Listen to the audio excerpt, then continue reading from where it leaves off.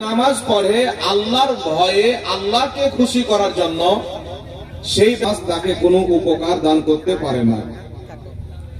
তো তেমনি ভাবে যে কোনো কাজ করবে নেকির কাজ, তো আপনার নিয়ত হতে হবে আল্লাহ তাবারাক ওয়া তাআলার জন্য। আপনি যদি জালসা দেন তো নিয়ত হবে এই জালসা মানুষকে শিক্ষা দেওয়ার জন্য দিচ্ছি, যাতে ফিতনা ফাসাদের যুগে মানুষের ঈমানের হিফাজত হয়, মানুষের আমলের হিফাজত হয়, মানুষের আকাইদের হিফাজত হয়। তো যদি আপনার নিয়ত থাকে যে জালসা দিয়ে আমি নাম কামাবো বা মেলা টেলা বসে টাকা ইনকাম করব, তাহলে আপনি কিন্তু কোনো নেকি পাবেন না। জালসা যাওয়ার উদ্দেশ্য হবে এখানে আলিম ওলামারা এসে আল্লাহ তাবারাক ওয়া তাআলার বাণী শোনাবেন, যাতে মানুষ কিছু উপকৃত হবে।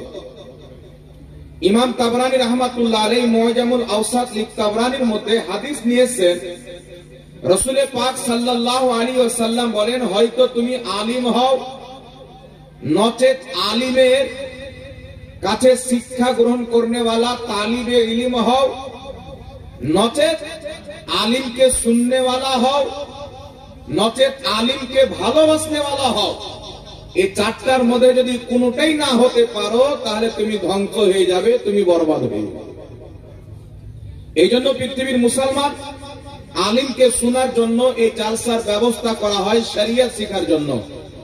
রাসূল পাক সাল্লাল্লাহু আলাইহি ওয়াসাল্লাম বলেন, ইমাম ফখরুদ্দিন রাজি তাফসিরে কবিরের মধ্যে হাদিস উল্লেখ করেছেন, যখন কোন ব্যক্তি ইলমে দ্বীন শিখবো বলে, ধর্মের জ্ঞান অর্জন করব বলে জালসার দিকে হোক, মাদ্রাসার দিকে হোক, যে কোনো প্রতিষ্ঠানের দিকে হোক, জ্ঞান শিখবো বলে নিয়ত করে, আল্লাহ পাক সঙ্গে সঙ্গে তার প্রতি রহমতের ফেরেশতা নিক্ষেপ করে।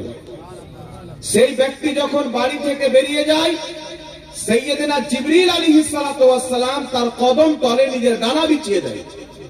সেই ব্যক্তি যদি রাস্তাতে মারা যায়, আল্লাহ সুবহানাহু তাআলা সেই ব্যক্তিকে শহীদের মর্যাদা দান করেন। এই জন্য পৃথিবীর মুসলমান, আজ আপনারা জালসা শোনার নিয়তে এসেছেন, আপনারা হলেন তালিবে ইলম। আর বর্তমান পরিস্থিতিতে, বর্তমান যুগে যদি ঈমান বাঁচাতে হয়, আকীদা বাঁচাতে হয়, তাহলে সুন্নাতুল জামাতের আলিম ওলামার বক্তব্য শুনতে হবে, তাদের সাথে মহব্বত রাখতে হবে, সম্পর্ক রাখতে হবে। তাহলে আপনাকে দুনিয়াতে কোনো ব্যক্তি পথ ভ্রষ্ট করতে পারবে না।